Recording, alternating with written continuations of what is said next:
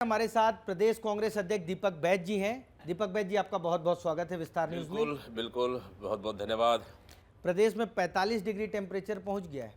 कांग्रेस की गतिविधियां क्या उस 45 डिग्री के अनुकूल चल रही हैं? ये तो सच्चाई है। प्रदेश में जंगल कटेगा, पेड़ कटेगा तो 45 डिग्री होना स्वाभाविक है। और जहाँ 45 डिग्री आया तो बचे कुचे तापमान कांग्रेस ने बढ़ा दिया। लेकिन विधानसभा में 46 सीट चाहिए, अभी 1 डिग्री और बढ़ेगा, 46 का आंकड़ा आएगा फिर। हाँ, नहीं, सच्चाई है। कितनी तैयारी है 46 सीट लाने के लिए? देखिए, कांग्रेस तो तैयारियां तो जब हम लोग हमारे हाथ से सत्ता चला गया उसी दिन से दूसरे दिन से हम लोग तैयारियां शुरू कर दिए। और वर्तमान स्थिति अभी हम लोग बिल्कुल सत्ता पाने से और अभी शेष बचे हुए दिन तक 2.5 साल बराबर पहुँचे हैं। अभी अप्रैल महीने में 2.5 साल बाकी। इस 2.5 साल में हम लोगों ने सरकार को तो फेलियर साबित कर दी प्रदेश की जनता के सामने। इस सरकार ने भरोसा तो खोया है।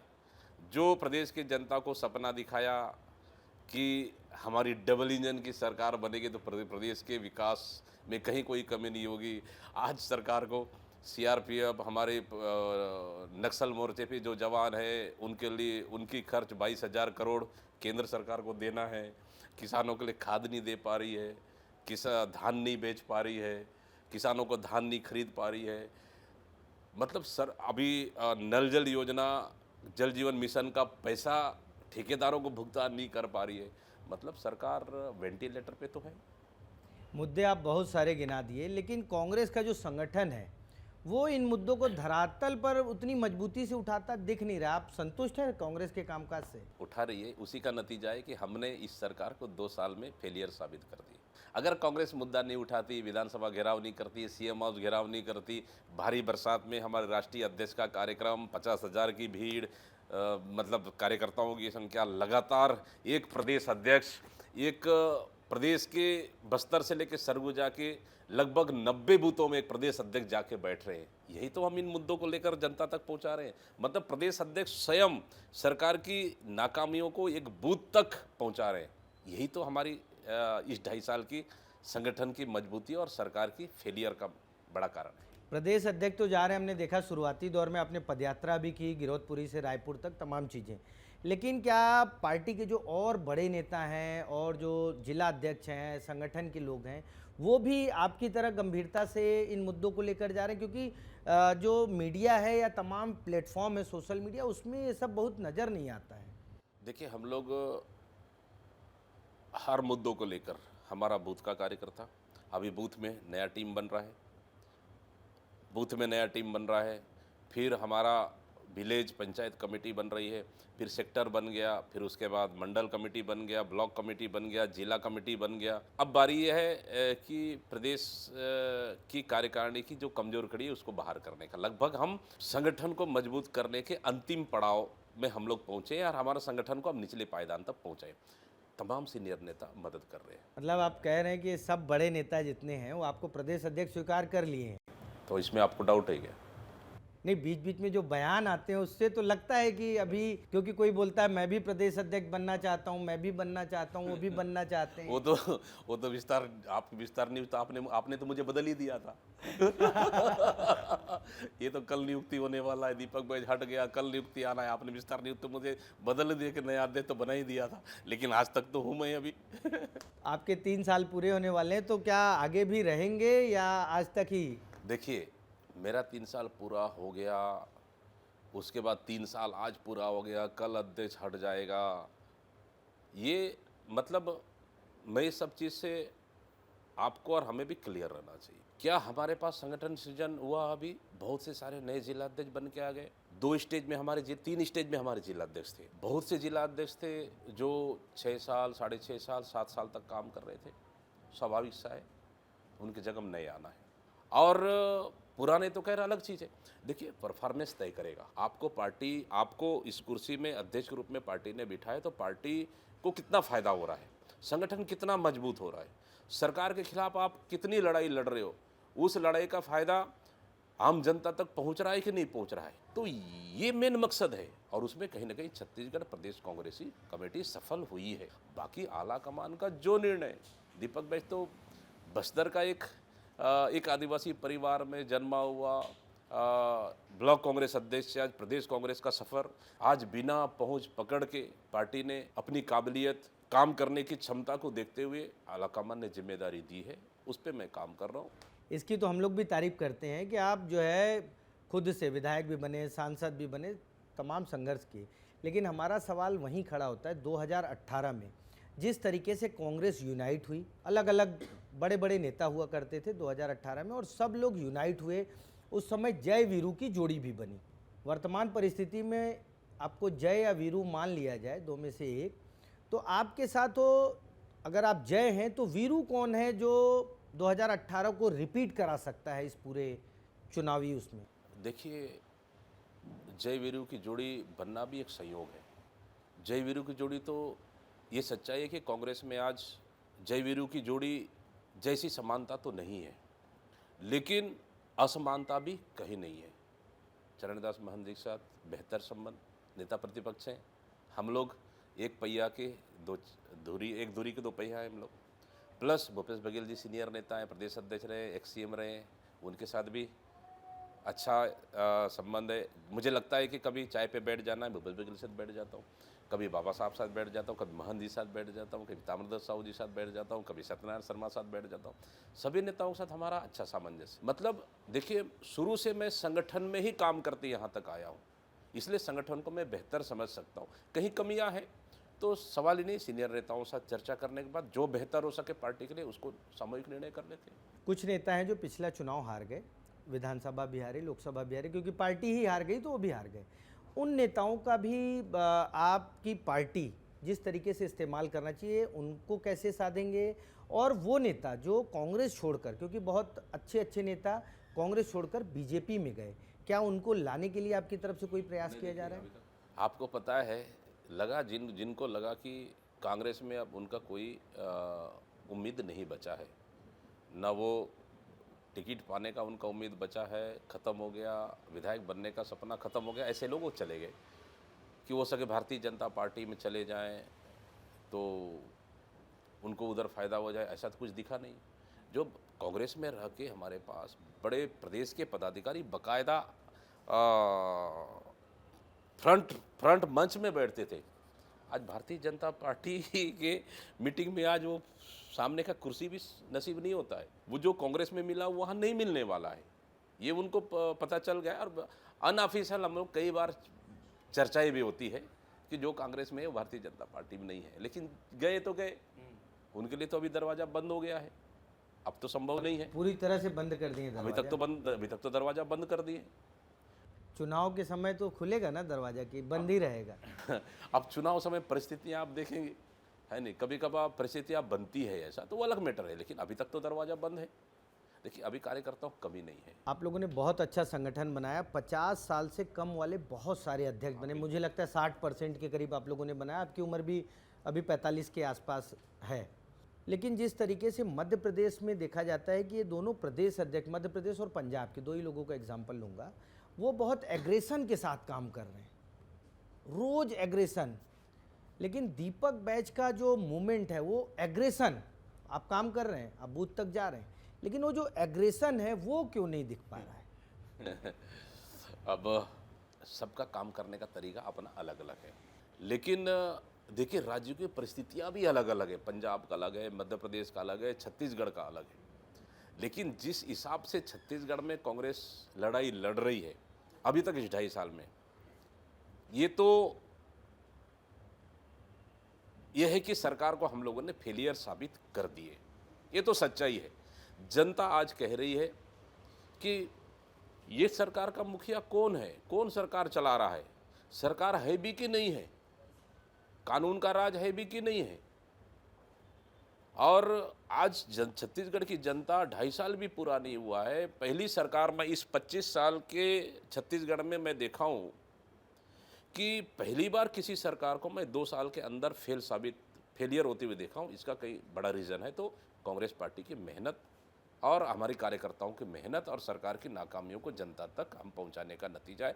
आज जनता ने सरकार को नकार दिया, आज जनता कह रही है कि इससे अच्छा तो कांग्रेस की सरकार थी।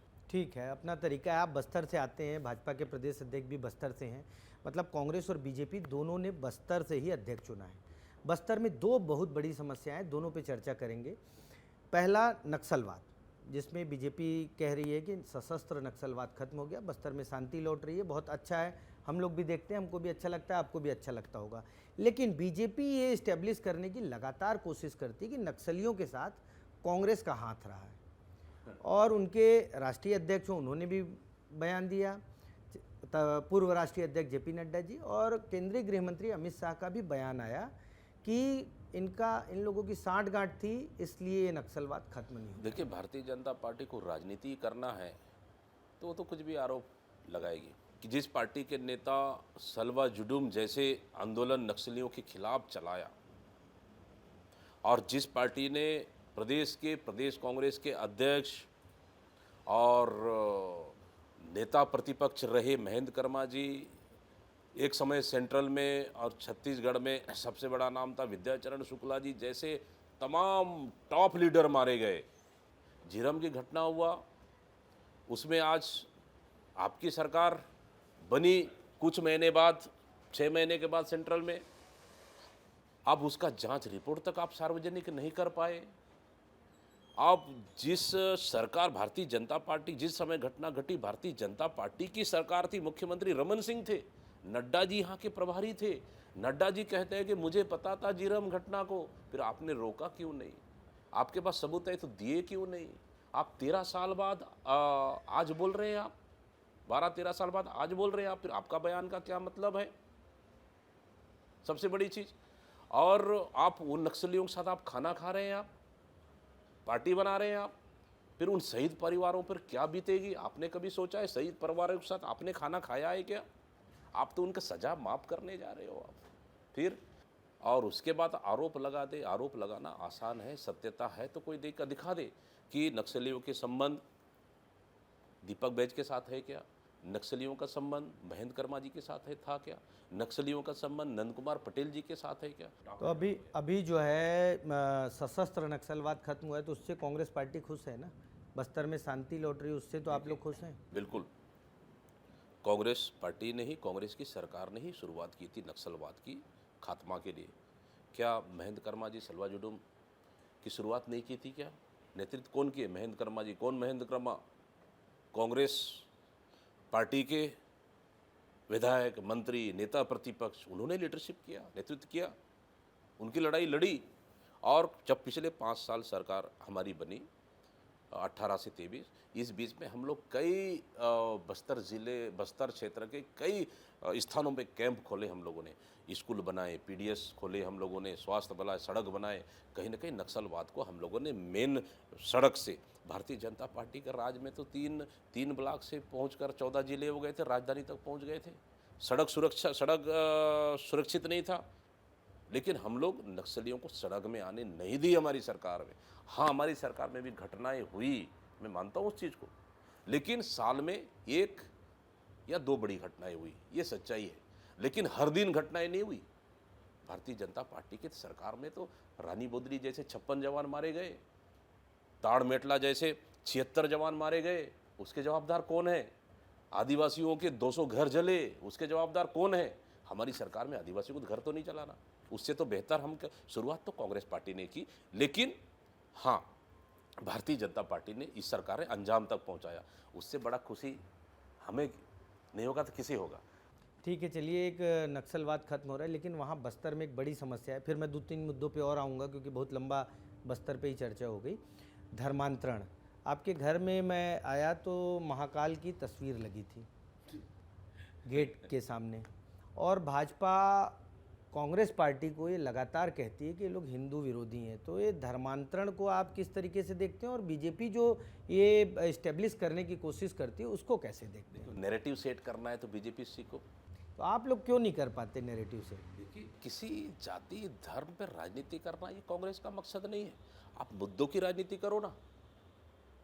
आप मछली पे, मटन पे, आप मंगलसूत्र पे, सोना चांदी पे राजनीति करते हो, ये कोई इशू हुआ?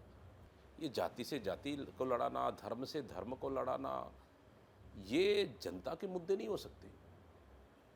लेकिन जनता इन मुद्दों को स्वीकार तो कर रही है ना, वोट दे रही है। देश भर में आप देखिए कि 20-22 राज्यों में बीजेपी की सरकार बन गई इन्हीं मुद्दों को जिनको आप कह रहे हैं। हाँ, अयोध्या में राम मंदिर भी बनाए, लेकिन भारतीय जनता पार्टी अपने सांसद नहीं जिता पाए अयोध्या में। आपको पता है ना, समाजवादी सांसद जीत क्या है अयोध्या में, तो वहाँ तो जितना चाहिए कि अयोध्या का मंदिर यहाँ बन गया, तो वहाँ भारतीय जनता पार्टी तो मुझे लगता है 80 और 20 की रेसों में रहना चाहिए, वहाँ हार गए। फिर लेकिन सीट तो है ना उनकी ज़्यादा लोकसभा में। अभी तो राज्यसभा में भी आम आदमी पार्टी के 7 लोगों को ले आए, राघव चड्ढा को। तो छत्तीसगढ़ में भी तो ऐसा कुछ माहौल नहीं बन रहा है कि राघव चड्ढा टाइप लोग फिर जो है बीजेपी में चले जाएंगे। देखिए, छत्तीसगढ़ को तो छोड़ दीजिए, भारतीय जनता पार्टी में बड़ा वॉशिंग मशीन है, और उस वॉशिंग मशीन में मोदी नामक वो डिटर्जेंट है। अब ना ईडी से भ्रष्टाचार का आरोप लग गया, उस वॉशिंग मशीन में धुल जाओ, साफ हो जाओ, फिर आप पूरे पाप आपका खत्म हो गया। अब जिस राघव चड्ढा के ऊपर चार्जशीट में नाम आता है दिल्ली के शराब घोटाले का, और एक कोई सांसद है 8-10 दिन पहले उसके यहाँ रेड पड़ता है, यूनिवर्सिटी वाले जो हैं, हाँ गुप्ता जी। रेड पड़ता है, उसी राज्यसभा सांसद आम आदमी पार्टी के, वो आज बीजेपी में है। ये भारतीय जनता पार्टी में संभव हो सकता है, कांग्रेस में नहीं हो सकता है। महिला आरक्षण को लेकर बात हो रही है और बीजेपी लगातार ये कह रही है कि कांग्रेस महिला विरोधी है, उन्होंने लोकसभा में बिल को पास होने नहीं दिया। क्या वास्तव में आप लोग लोकसभा में जो बिल नहीं पास हुआ है, स्टेट में भी अभी विधानसभा का सत्र होने वाला है कुछ दिनों बाद, विशेष सत्र, क्या कांग्रेस का स्टैंड क्या है महिला आरक्षण को लेकर पूरा? जब ऑलरेडी महिला आरक्षण बिल 2023 में पास हो चुका है लोकसभा से, राज्यसभा से राष्ट्रपति का हस्ताक्षर हो चुका है, कानून बन चुका है अभी, और जहां 2023 में पास हुआ ना, वहां तो सांसद मैं भी था उस लोकसभा में, हम लोग सब सर्वसम्मति से पास किए। फिर महिला आरक्षण बिल का सवाल ही कहा। ये बिल दरअसल महिला आरक्षण बिल नहीं था, ये बिल था परिसीमन का बिल था। भाई परिसीमन कराओ, आप कौन रोका है आपको? लेकिन 2011 की जनगणना पे क्यों? जनगणना अभी आप करा रहे हैं, 2026-27 के जनगणना पे आप परिसीमन कराओ, 2026-27 के जातिगत जनगणना करा रहे हो, जातिगत जनगणना पे आधार पर आप आरक्षण दो, तो 2029 में आप महिला आरक्षण बिल क्यों लागू नहीं कर रहे हो? नहीं, छत्तीसगढ़ सहित देश भर में ये लोग महिला आरक्षण को लेकर बीजेपी बहुत प्रदर्शन की, सड़क पर गए, विधानसभा में जा रहे हैं। आपसे मेरा सवाल ये रहेगा कि जनता को आप कैसे बताओगे कि हम जो बोल रहे हैं वो सही है, बीजेपी जो बोल रही है वो गलत है? बीजेपी एक झूठ को 100 बार बोलती है। सिंपल सा सवाल है, कोई भी आम नागरिक, आम जनता गूगल में सर्च कर ले कि महिला आरक्षण बिल कब पास हुआ, गूगल बता देगा आपको। 20 सितंबर। कांग्रेस नहीं बताएगी, गूगल बताएगा। हम बता रहे हैं, हम तो बता रहे हैं ना, हम बता, नेट तो गूगल तो आम आंख बंद करके गूगल कोई भी सर्च कर सकता है, तो आम जनता देख सकती है कि झूठ कौन बोल रहा है, कांग्रेस बोल रही है, भारतीय जनता पार्टी बोल रही है। 2-3 छोटे छोटे सवाल रहेंगे। राज्यसभा का चुनाव हुआ, आपका भी नाम आया, कहाँ चूक गए आप राज्यसभा जाने से? देखिए, एक सीट तो 2 सीट खाली हुआ, एक सीट बीजेपी को जाना था, एक सीट कांग्रेस को जाना था, तो पार्टी ने जो आदेश कर दिया है। नहीं तो ऑलरेडी मैं तो काम कर रहा हूँ पार्टी में, तो सवाल ही नहीं है। फूलोदेवी नेता बस्तर से आती है, उनको रिपीट कर दिए, हमारे लिए तो अच्छी बात है। मतलब बस्तर के आप भी हैं, वो भी हैं, तो अच्छा है। दूसरा सवाल मेरा शॉर्ट में ही रहेगा। टीएस सिंहदेव, भूपेश बघेल 2 बड़े नेता हैं, दोनों को महंत जी भी, महंत जी, वैसे जोड़ेंगे तो बहुत सारे नेता हैं, लेकिन जो मुख्यमंत्री की मेन दौड़ में थे पिछली बार, उन्हीं की बात करूंगा कि उन दोनों नेताओं, महंत जी को भी जोड़ लेते हैं क्योंकि सीनियर लीडर हैं और बहुत समय से वो तो विधानसभा, लोकसभा, तब इन तीनों नेताओं को दीपक बैच कैसे सेट करेंगे 2028 के लिए? देखिए, सवाल सेट करने का नहीं है, सवाल है सामंजस्य का, और सभी नेताओं के साथ हमारा अच्छा सामंजस्य है। देखिए, कभी नेता प्रतिपक्ष का बड़ा जवाबदारी है, वर्तमान में महंत जी, कुछ भी बात है उनसे बैठ के चर्चा होती है। भूपेश बघेल जी प्रदेश कांग्रेस अध्यक्ष रह चुके हैं, पूर्व मुख्यमंत्री रहे हैं, प्रदेश को अच्छे से समझते हैं। कुछ भी राजनीतिक चर्चाएं हैं, संगठन संबंधित चर्चाएं, उनके साथ भी घर में बैठ के, मैं स्वयं जाता हूं, घर में बैठ के चर्चा हम कर लेते हैं। बाबा साहब साथ फ़ोन से भी डिस्कशन होता है, उनसे भी बैठ के चर्चा कर लेते हैं। ताम्रध्वज साहू साथ चर्चा कर लेते हैं। और बहुत से ऐसे लीडर्स हैं प्रदेश में, पूर्व मंत्रियाँ भी, उनसे साथ भी चर्चा कर लेते हैं। देखिए, प्रदेश के हित में संगठन को मजबूती के लिए अगर कोई सुझाव आता है जो बेहतर और अच्छा सुझाव हो सकता है तो उसको फॉलो करना चाहिए। वो दीपक बैच आराम मतलब से उस चीज़ सबसे को तालमेल बिठा लिए बिल्कुल, आप, 28 तक ठीक बिल्कुल, चलेगा। बिल्कुल। 28 में विधानसभा लड़ेंगे, 29 में लोकसभा। देखिए तो पार्टी तय करेगा। ये मतलब आपका रटा रटा है जवाब है। पार्टी जो मन की बात पूछ रहा हूँ मैं, मन की, मोदी जी भी मन की बात करते देखिए हैं, अब आप भी मन की बात करिए आज। देखिए मैं तो मन की बात कर ही नहीं सकता। जो सच्चाई है मैं तो वही बोलूँगा। पार्टी में कल क्या होगा, परसों क्या होगा, वो बता पाना संभव नहीं। अभी तो 2.5 साल बाकी है। परिस्थिति तय करेगा कि हमको चुनाव लड़ना चाहिए, नहीं लड़ना चाहिए, वो परिस्थिति तय करेगा। जो परिस्थिति अनुसार जो बेहतर होगा वो निर्णय पार्टी करेगी। आखिरी सवाल रहेगा क्योंकि समय भी पूरा हो रहा है। 5 राज्यों का विधानसभा चुनाव है। बंगाल में क्या लगता है, मछली खाने वाले जीतेंगे या झाल मुड़ी खाने वाले? प्रधानमंत्री मोदी जी ने तो झालमुड़ी खा के रील तो अच्छा बना ली, लेकिन ये भी है कि वहाँ दीदी ने तो पूरे भाजपा नेताओं को मछली भी खिला दी। मतलब दो चित और पट दोनों मेरे सवाल में तो वही लोग आ गए आपके हिसाब से। हाँ, मतलब दीदी ने तो आपको पूरी तरह से मछली भी खिला दी है। मीडिया में दिखा दिखा के मछली खा रहे हैं, कोई मछली को बांध के प्रचार, मछली को गले में टांग के प्रचार कर रहे हैं। इतना मजबूर तो कर दी। देखिए, पूरे प्रदेश के एक महिला मुख्यमंत्री को हराने के लिए पूरे प्रदेश के, पूरे देश के प्रधानमंत्री से लेके गृह मंत्री, पूरे सेंट्रल मिनिस्टर वहाँ, देश के पूरे बीजेपी के मुख्यमंत्री वहाँ, ये, लेकिन वहाँ की जनता समझती है, बंगाल की जनता समझती है। देखिए, 5 राज्यों के चुनाव में वास्तव में देखिए, बंगाल में तो इस सच्चाई कि टीएमसी मजबूत है, भारतीय जनता पार्टी भी लड़ रही है, वहाँ कांग्रेस भी लड़ी है, लेकिन असम में कांग्रेस वर्सेस बीजेपी लड़ाई है। असम में जीत जाएंगे आप लोग? देखिए, मैं तो असम गया नहीं और वहाँ जानने की कोशिश भी नहीं किया। बशर्ते अभी मुझे लगता है ज़्यादा दिन तो बचा नहीं है, रिजल्ट आएगा, लेकिन जो भी हो वहाँ की आम जनता को फैसला करना है। मुझे शायद इस पे ज़्यादा कहना मेरे लिए उचित नहीं होगा। कुल मिलाकर जो महिला आरक्षण बिल है उसके समर्थन में रहेंगे ना आप लोग, जो विधानसभा में आएगा? या 2023 में थे, आज भी हैं, कल भी है। विधानसभा का विशेष सत्र 30 तारीख को बुलाने जा रहे हैं। मतलब देखिए, आपका शायद अंतिम सवाल है। मुख्यमंत्री जी कहते हैं कि कांग्रेस की निंदा प्रस्ताव पास करने के लिए विशेष विधानसभा सत्र बुलाया जाएगा। क्या विधानसभा कांग्रेस को निंदा प्रस्ताव पास करने के लिए है क्या?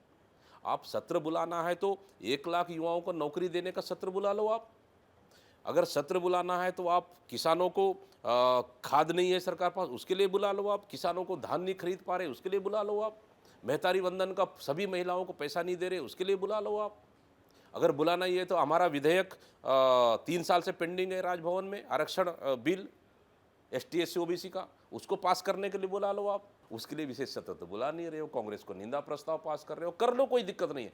आपसे विधानसभा में आपके से ज़्यादा महिला विधायक हमारे पास हैं, आपके मुंह तोड़ जवाब देंगे, गलतफहमी मत रहिए आप। कुल मिलाकर विधानसभा का सत्र हंगामेदार रहेगा।